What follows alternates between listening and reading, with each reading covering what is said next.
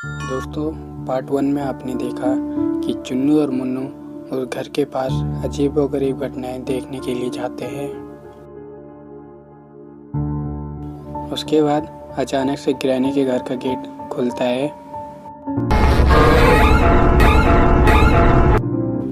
और थोड़ी देर बाद बंद हो जाता है।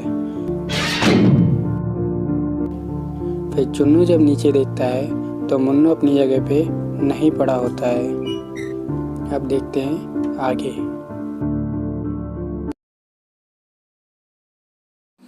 अब चुन्नू बेचारा अकेला यहाँ पर क्या करेगा। चुन्नू सोचता है बिना मुन्नू के मैं घर वापस नहीं जाऊँगा, चाहे कुछ भी हो जाए। फिर वो हिम्मत करके थोड़ा उस गेट के पास बढ़ता है और अंदर झांकने की कोशिश करता है। जैसे ही वो अंदर झांकता है तो उसे एक लाश दिखाई देती है जो वहाँ पे उल्टी लटकी होती है और उसका सर नहीं होता है। उसके धड़ में से खून निकलता रहता है और टप टप की आवाज आती है।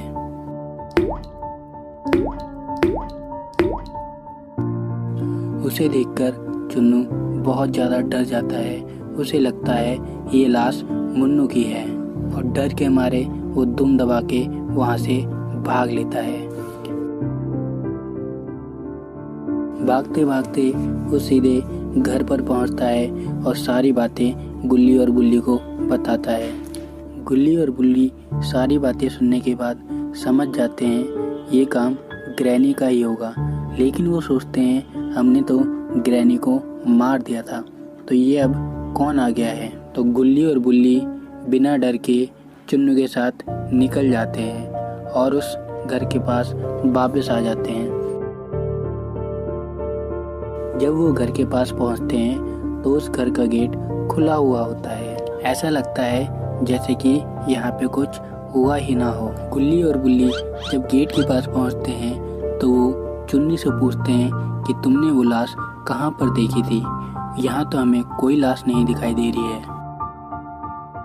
चुन्नू कहता है मैंने ये लाश यहीं पर लटकी हुई देखी थी, लेकिन वो लाश कहाँ चली गई। गुल्ली और बुल्ली कहते हैं तुम डरो मत, हम देखते हैं, और ये कह के दोनों एक एक करके घर के अंदर जाने लगते हैं। जैसे ही गुल्ली और बुल्ली घर के अंदर जाते हैं, इसके बाद अचानक से गेट बंद हो जाता है। अब फिर से बेचारा चुन्नू बाहर ही रह गया। अब वो अकेला क्या करेगा। गुल्ली और बुल्ली इस गेट को खोलने की बहुत कोशिश करते हैं, लेकिन ये गेट उनसे नहीं खुलता है। फिर गुल्ली कहता है चलो पहले हम मुन्नू को ढूंढते हैं, उसके बाद हम गेट खोलने की कोशिश करेंगे। फिर ये बात कहकर दोनों आगे बढ़ने लगते हैं। जैसे ही वो आगे बढ़ते हैं उन्हें वो लाश बड़ी मिल जाती है जिसके बारे में चुन्नू ने बताया था, लेकिन इस बार उसका धड़ भी नहीं है, केवल उसकी टांगे हैं और उन टांगों से भी खून निकल रहा है। ये सब देख के गुल्ली बुल्ली थोड़ा घबरा जाते हैं। वो भी सोचने लग जाते हैं क्या ये लाश मुन्नू की ही है, लेकिन वो सोचते हैं हमारा मुन्नू बहुत बहादुर है, उसके साथ ऐसा नहीं हो सकता। गुल्ली और बुल्ली सोचने लग जाते हैं कि ग्रैनी ने मुन्नू को कहाँ पे रखा होगा। तो उन्हें याद आया कि ग्रैनी जिस पे भी हमला करती है सबसे पहले उन्हें ऊपर वाले कमरे में ले जाती है। ये बात सोचकर गुल्ली और बुल्ली ऊपर वाले कमरे में जाने लगते हैं, लेकिन इन दोनों को बड़ा संभल कर जाना होगा क्योंकि ग्रैनी बहुत खतरनाक है और गुल्ली और बुल्ली से तो उसकी बहुत पुरानी दुश्मनी है। वहीं बेचारा चुन्नू बाहर खड़ा है, वो कुछ कर भी नहीं सकता और फिर चुन्नू वहीं पर बैठ जाता है। वहीं अंदर गुल्ली और बुल्ली ऊपर वाला गेट धीरे से खोलने की कोशिश करते हैं ताकि वो आवाज़ ग्रैनी ना सुन पाए। वो धीरे धीरे से ऊपर का गेट खोलते हैं और अंदर झांककर देखते हैं कि अंदर मुन्नू तो नहीं है।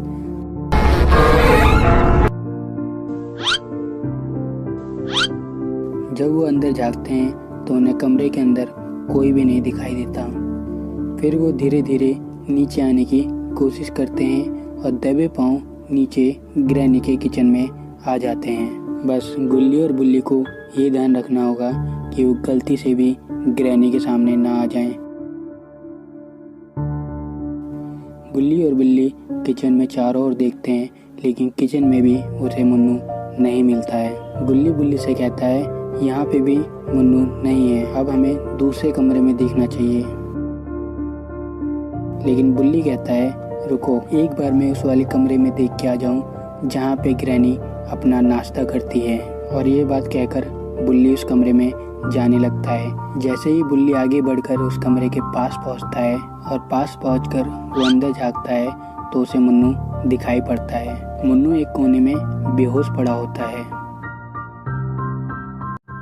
बुल्ली गुल्ली से कहता है गुल्ली इधर आओ, मुन्नू यहाँ पे बेहोश पड़ा है, जल्दी आओ, हमें इसे जल्दी जगाना होगा।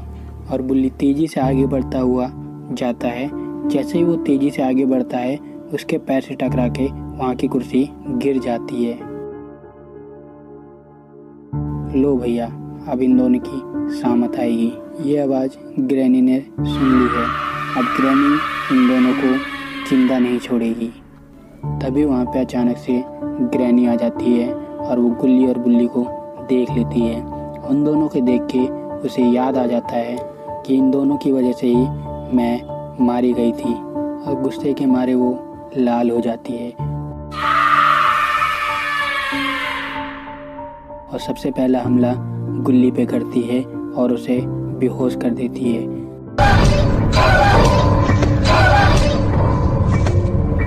इसके बाद तेजी से आगे बढ़ते हुए वे दूसरा हमला बुल्ली पे कर देती है और उसे भी बेहोश कर देती है।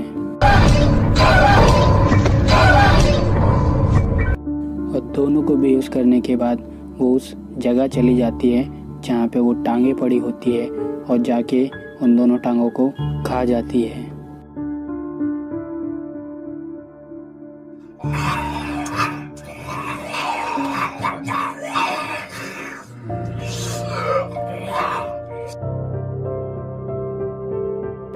इन दोनों टांगों को खाने के बाद ग्रैनी का पेट भर जाता है, लेकिन अगला नंबर अब गुल्ली और बुल्ली का ही होगा। तो क्या अब ग्रैनी हमारे दोनों बहादुर गुल्ली और बुल्ली को खा जाएगी, और वहीं दूसरी तरफ चुन्नू बाहर कब तक बैठा रहेगा, या फिर चुन्नू हिम्मत करके अंदर जाएगा और ग्रैनी से लड़ाई करेगा? देखते हैं अगले एपिसोड में। तो दोस्तों, अगला एपिसोड देखने के लिए चैनल को ज़रूर सब्सक्राइब करें, वीडियो अच्छी लगी हो लाइक करें और सभी दोस्तों पे शेयर करें ताकि वो भी हॉरर वीडियो देख सकें।